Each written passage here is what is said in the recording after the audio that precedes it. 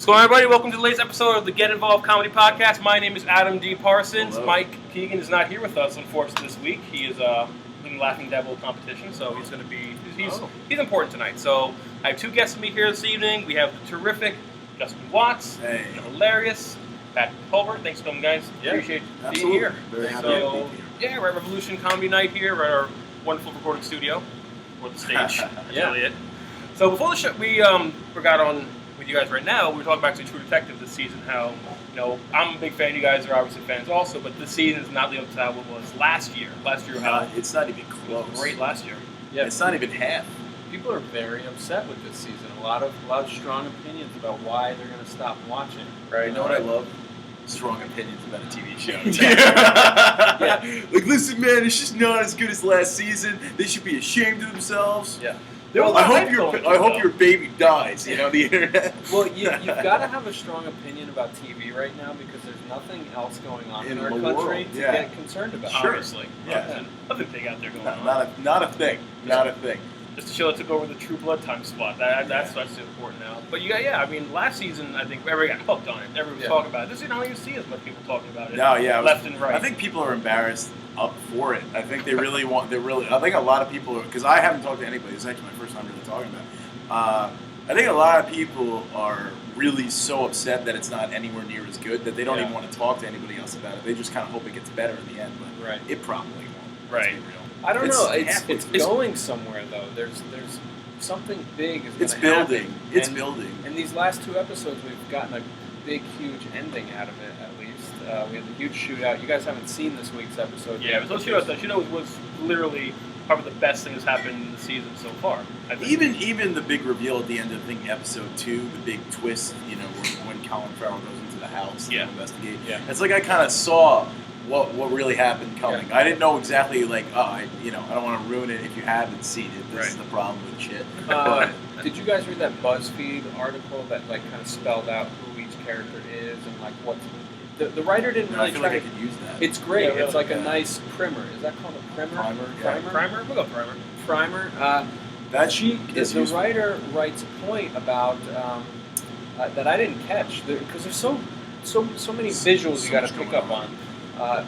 In the first episode, when they're driving Casper's corpse, there's some shots of the driver, the killer ostensibly, Right. driving the corpse somewhere. In the passenger seat is a crow mask.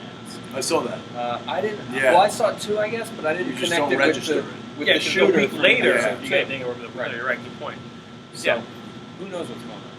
Going on, Neil? Let's go. Neil Rubenstein is here. He's here. It's going. We're recording a podcast right now. It's cool. Talking Oh, True Detective. It's all cool. I know, I'm so sorry. It's That's cool. cool, man. We look forward to this every week. All right. The other thing I was going to say is if you think you want to quit watching because you can't figure out what's going on or it's too confusing, just watch for Vince Vaughn's mutant thumb. Have you guys seen this? No. I haven't actually. So last night I caught it. He grabs his wife's face with his right hand to kiss her. His right thumb is totally like chopped off and mangled. And I looked it up on the internet, and Vince Vaughn had some horrible car accident when he was a kid. And Really? ripped off his thumb. So look for that shot. It was so distracting. I had to pause it and rewind it. Oh, that's so interesting because it's one of those things that you watch that actor in a movie for years and Right. have movies for years rather, and you have no idea. Mark Wahlberg has a third nipple. Interesting. Yeah, right here. Yeah, and nobody knows. With I was those sitting there third sucking nipples- it, so I mean. With those third nipples, though, are those just surgery blemishes or like a mole, or is it a legit? No, I think it's a nipple. I Like think it's a legit nipple. You have a third nipple. And with men, if you were to work the nipple long enough, would You get it mouse? would Can it you get it eventually hard? No, would it eventually produce something? I don't think. I don't think normal men. nipples- I don't nipples think do in the male first nipples place. can produce anything. I'm just All curious. that they on it. produce for me is an erection. Right. Yours or other people's? Both. All right. Well. Yeah, Vince Vaughn has a mutant thumb. Stephen Colbert has a mutant ear. Mutant ear? It's What's like wrong he had some kind of deformity at birth, and I think they fixed it now that he's got this big promotion. Well, yeah. Where did that start, by the way? Is this Yeah, this fall I season starts Next month. or next so. month, I guess. It's an odd. It is an odd choice, but I actually think it's kind of good because I've noticed that a lot of, I guess, news or like comedic news and like late night people, they're kind of moving a lot towards the middle. You don't really see like, not that like Stephen Colbert is in the middle, but it's like this kind of, like, there's a lot of political satire. If you watch like The Daily Show, I mean, those guys, it's like they make fun of everybody. Yeah, they don't have an agenda, you know. And as a host, you need like this safe guy that can kind of go in either direction. Right. And those jobs give me hope because straight white guys are doomed. Oh, sure. In the comedy scene. Be careful, we're being recorded. That's so. I mean, is that true? I don't know. I mean, people complain, but I've been getting booked on some stuff lately. I think like we were talking before the podcast, we were talking about like how a lot of people get things quicker and stuff. And I don't know. I feel like I'd rather my comedy get me booked, and then I'll be better anyways. I don't know. I think you need to stand out more if you're a white man. Yeah, especially if you're straight. You gotta do something that like no one's doing already right now. But the hard part is coming around for how long. What else are you doing there that haven't been seen before? Let's be real. Most white men comics are boring. They don't have any perspective. You know. I'm thinking about getting some pyrotechnics in my hair. And strippers. And, yeah. You know, sacrifice a goat on stage. I'm gonna throw this fucking monitor off the stage later on. I think I just got to get taller. I think that's it. That would help. That would help me, right? Just start with some lifts. Yeah. Just to bring you up 2 inches. Yeah. I would still be short though. You know. Yeah. Be a little better though. A little bit better. I don't know. My wife hates all the funny comedians, so it's great. She's coming down tonight, so that's why. She hates comics? Yeah, well, she hates all this. Really? My girlfriend was really supportive at the beginning, and she came around a lot. But I think she reached her like tolerance threshold. Yeah, that happens. It's understandable. I have too. I was just telling Justin. I was Saturday night. I don't know why nothing specific happened, but I just couldn't fucking listen to another joke or another comic. The sound of a person's voice through a microphone was just like driving me insane. Yeah. And I think I was just like feeling off. Doesn't that suck? On my own stuff or whatever, and I just it really sucked. I was like pissed. Might have walked down the show or something. Yeah. No, it was just mics, but I mean that's also bad comedy. I mean most of what you see you see just bad. I mean, but can you watch a show? Yeah, more. But I still get like I don't want to be in here. Yeah, it depends on what the show is. Depends on who's on stage. That's true. It depends. That was a great show we were on 2 weeks ago, where it was really like the front of the room was packed with audience, and the comics could really be in the back and didn't have to be supportive, which was nice. Because then you can like get your. I'm so done being supportive. I think it's. Listen, anybody who's watching this, I'm sorry. All right, you know. But you come into my my laugh off show though, right? You gonna be in the crowd? Yeah, I'm gonna be. Cool. As long as we're on the same show together. What's it called? But and then I'll still be in the green room. Yeah. But, yeah, it's like I've put in my time. I've supported like, and I'm not saying that I don't support. You know what I mean? Or I go out of my way to be unsupported. It's just that like. Comedy, watching so much comedy can be maddening. Well, yeah, it drives you crazy. And you also have to support the people you truly love. Like sure. If you stick with the people you admire, then you're supporting people that you're also passionate about. Sure. Like I watched the Tig Notaro documentary last night. I was gonna watch that. It's great, and it was so cool to like see her relationship with Louis with that legendary cancer set she did. Yeah. Louis is side stage, like hooting and hollering along with her during the set, right. And like was super supportive. So like the people we're meeting now and the people we love, the people we choose to support now, hopefully all boats rise during what is that? I don't know. There's a saying. Let's go with the storm. There's a saying like rise to the top. No, like just like if everybody's gonna do fine when the that's awfully optimistic. When the flood waters yeah, that's awfully optimistic. I think that most boats are gonna sink, dude. But that's probably true. But I put up a picture a couple days on Thursday. I put a picture of a comedy show that I did 2 years ago, just over 2 years ago. Half the running comedians anymore.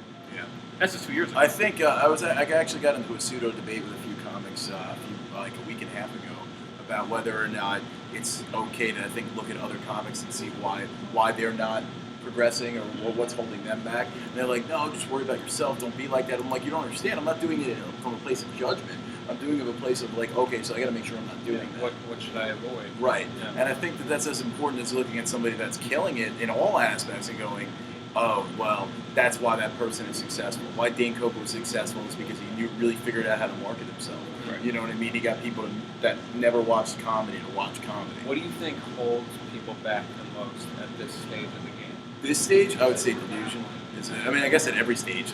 But And when you say delusion, because my girlfriend and I were talking about this also, she was saying that there's certain people she has seen where it doesn't seem like they have any self-awareness. Absolutely. Like, Yeah. they have no Yeah. clue That's my how point. they come off on stage Right. or how they come off when they're talking to people. Sure. Or, I see what you're saying. Yeah, I think it's a combination of delusion, lack of self-awareness, and self-destructive behavior. And those are all kind of similar things. I don't think they're mutually exclusive in terms of comedy, because most comics are. Some on levels it's delusional, self-destructive, and not self-aware. But it's the levels of which, like when you see, you just see comics that they'll go on stage and they'll do like a joke that never works, and they'll come off and they'll be like, oh, you'll see somebody keep doing the same joke. I got a little something on that one that time. Okay. Like, I didn't hear that. Yeah, I'm not interesting living that- in the same world you are, man. Yeah. And that's fine because I think we were all like that at the beginning on some levels. Where you're like, you just keep telling yourself like, oh, it's getting better, that show's getting better, I'm getting better. But I think it's rising above that after a certain point. But some people also never get that sense. You're right though, because that's a very good point. You got to realize at some point you got to hit. You got to know you failed at one point. So I was talking about it, how I think about my worst show ever was my third show ever. I think about because it was actually the last time it was Long Island Laugh Off competition. Right. I went in there thinking, oh, I'm going to crush because I'm terrific. I've been 2 shows. I'm fantastic. I'm better than half the people I know who perform comedy right now. And I bombed. It was terrible. Like I forgot my jokes. Sure. 20 seconds of silence. Think about how awful that can actually be. And like that was the worst thing that can ever happen to me. And then I went home, I rewrote my entire act, and I think I've gotten better since then. I feel like I've gotten better since then. But you got to know. Well, tonight is your 4th show. 4th show ever. 4th show ever. So, yeah, that took 2 years off. I mean, with me, I bombed hard. I haven't bombed really hard in a long time. I mean, there's a difference between bombs and tanks. I'd say. And wait, is a tank worse than a bomb? Sure. A tank is where you lose control, you start sweating, the audience gets uncomfortable. I remember that. Yeah. I mean, that's been a long time. Not to say it's not going to happen again, but it's been a long time since that's happened where I've really lost my cool enough to the point where I lost it. But I think you need those sobering moments. Because a lot of people start thinking that they're going to be good, but they have just no understanding what comedy is yet or anything, Yeah. And I try, when it comes to new comics, I'm definitely more supportive than I am with comics that have been doing it for a long time. There's a point where, I'm not going to say who, but there's one comic that me and my buddy were talking about. I'm not going to say who the buddy was either. But I've literally never seen this person change a thing. And they always do the same, at mics, the same, fall in to, try to fix or get out of the hole. And it's just this, annoying and aggressive and never works either. And it's just what is the deal with that default mode of, and I find, I feel like this is more common than not. My default mode is I want to be nice to the people in front of me. Sure. I want to be I want to charm them into liking me. Absolutely. But then there's that other approach, which is fine especially when when it it's done well. Yeah. The aggressive, right. I'm going to challenge you. Yeah. I'm going to make you like me by being a dick to you. Gentleman. Right. Yeah. But see, here's the thing. Which he is brilliant. A master. Yeah. Tosh did. Yeah. So I guess my question is, when you're just starting out, the guys who choose, that's the angle I'm going to take. I guess it's because that's who they admire. Right. Or that was just who they are as people. But here's the thing. How often does that really pan out? That's what I'm saying. It's why would you put so much energy into being so negative, right? Instead of just being funny and then winning them over. When I started, I was a really big fan of Joe Rogan, and so I was very energetic and trying to emulate him. I think a lot of us start emulating comics, sure. And now I'm way more I'm an energetic person, and I can't be aggressive on stage, but I don't think I say anything aggressively. I think I'm just energetic. Yeah. But I'm also I don't know. I don't think I've ever said anything really mean on stage. Yeah. I just don't want to say mean shit. Like to the crowd or in a joke? Either. I've never really hardcore gone after a crowd member. I never. Even when I've been heckled, I've like goofily done it and taken care of it. I just don't want to be mean to people. It's not what I got on stage for. I lost control. I've lost control a couple times. And Seen one it time, happen. I called the lady a C word. You go over the cut? Fantastic. Yeah. What happened? I forget what the joke was, but she basically gave me the old wah wah wah. Like that wasn't funny. Like whether she made the sound effect or said it wasn't funny, whatever it was. And I was just like, that's brutal. F you F You fucking cunt. Yeah. Oh my god, dude, that's so like that is like a 0 to 100 situation. Yeah, that's Oh my god, yeah, Jesus Christ. But what else has been going on that day? I think to go right it's always there, something, or just bombs after bombs after bombs. It's like, it can be so frustrating. I one buddy is opening now with like this riff about like how fun comedy is and how we're supposed to be having fun up here, but it's so easy for us to just end up in our head and be like, fuck this, fuck comedy, fuck it, everybody. I mean, not every day. I see. I rarely get like that, and I think it's because I'm like, fuck everything anyways. You know what I mean? I just live in like I don't give a shit about everything. Everything sucks. You know. Yeah. So. That's fair. Yeah, so I just, like, when I bomb, I don't really give a shit. I also look at every set, unless it's, like, there's something anchoring on it, which at this point there very rarely is. I look at every set as a, what's the word, workout, like an exercise. Yeah. Like, I did Jeremy Hammond's show last night, the Videology show, where it's interesting, 3 comics go up and then they all watch a bad movie. It's called the Bad Movie Club. And I was, like, the second comic in the lineup. I got, like, 7.5 minutes. And I did all, like, I've been working on some darker shit lately, you know what I mean? And it worked. It didn't kill. The audience was all with me, but they were like, ooh, should we laugh at this? Blah, blah, blah. They were smiling at every punchline. But if you listen to the recording, you're like, oh, you didn't really do that well. And it's only because they weren't completely, like, okay with me laughing at it. I'm in this game for the polite smiles. That's what I want. But here's the thing. I hear what you're saying. Yeah, I'm like, at first I was like, shit, should I have done that stuff? I'm like, no, but this was a workout. Yeah. I did this set. I didn't bomb. They were totally with me. I did not alienate a person in the room. Right. I worked out. And that's where, like, sports interviews, like, when you watch, like, some basketball team loses game 4 of a 7-game series, right. And they're not doing well. The reporter always wants them to start crying or something. They want like some dramatic soundbite. But the player always says, we didn't play good today. We're going to get them tomorrow. Right. And that's the attitude we got to take with this. It's like, you're never going to get everybody to be that way, though. This is the most positive podcast we've ever done so far. But comedy, I mean, I was talking with my mom about this because, I'll be real. I'm a pretty depressed person. I think I'm way more depressed than most people. Got a lot more to the dark side than most. And I think that there's a draw on that to comedy, And it's so weird being around so many depressed people all the time. Because, you're just around people and they're all like, everything sucks, I want to die. And that's literally the thought. And, like, you agree. So you're not like, oh, well, it's okay, be positive. You're like, no, yeah, everything sucks, I want to die too. You know what I mean? Like, there's no positive energy anywhere. Yeah. There's very rarely comics that are, like, super positive and super funny. I mean, they exist, Yeah, I've got the super positive thing down, not super funny. We'll get there. Right. This has been fun. This has been like the most 40 show we've also done here before, so definitely great. Doesn't help that I'm stoned. No, that's fine. So we'll end up with this one here, guys. We're going to start the comedy show in just a few minutes. The crowd has not come in. So we'll end up with this. So where are you guys going to be next on stage? We're going to catch you guys. I produce a show called Cake or Death in the Lower East Side, and we have a show on Saturday, July 25th at Stairs Bar.